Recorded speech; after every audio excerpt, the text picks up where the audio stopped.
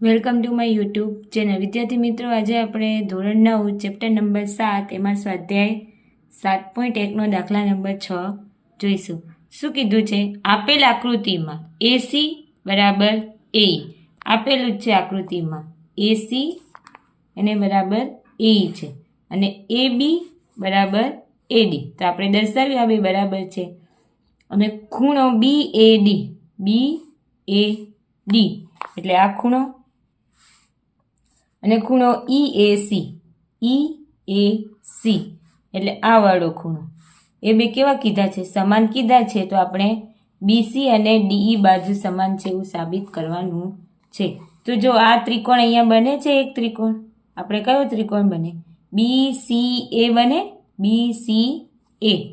તો અહીંયા લખીએ ત્રિકોણ BCA અને બીજો ત્રિકોણ કયો બને છે? DEA. તો બીજો ત્રિકોણ છે ત્રિકોણ DEA માટે. હવે જો આ કયો ત્રિકોણ BCA માં કઈ બાજુ કીધું છે? આપણે ખબર છે કઈ બાજુ છે? AC. આમાં AC અને આમાં A આપેલ છે એટલે પક્ષ આપેલું જ છે.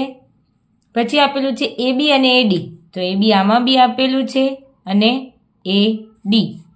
તો AB ઇક્વલ ટુ AD પક્ષ આપણે આપેલું જ છે અંદર એમ.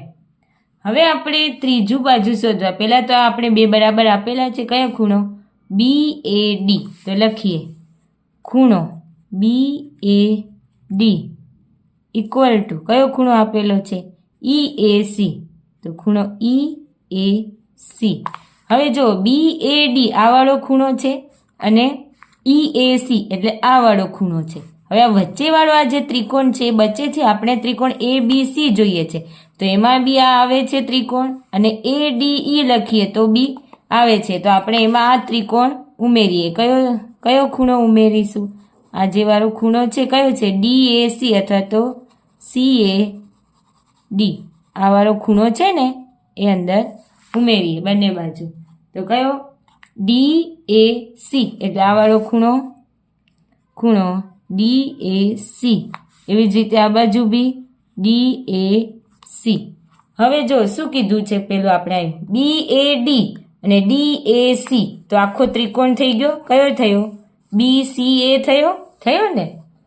BCA અથવા તો BAC થયો ખૂણો BAC. કયો?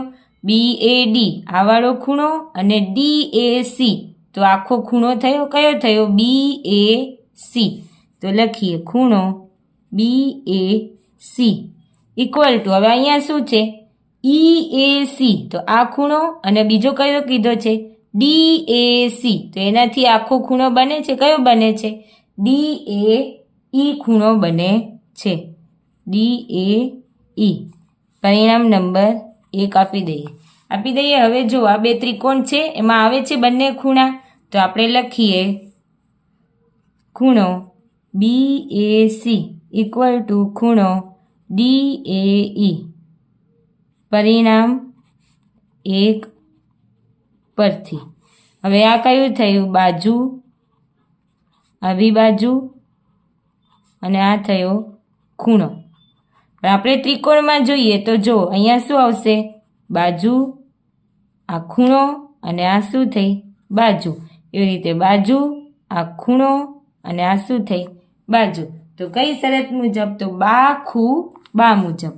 તો અહીંયા લખવાનું ત્રિકોણ BCA એકરૂપ ત્રિકોણ DEA કઈ શરત મુજબ?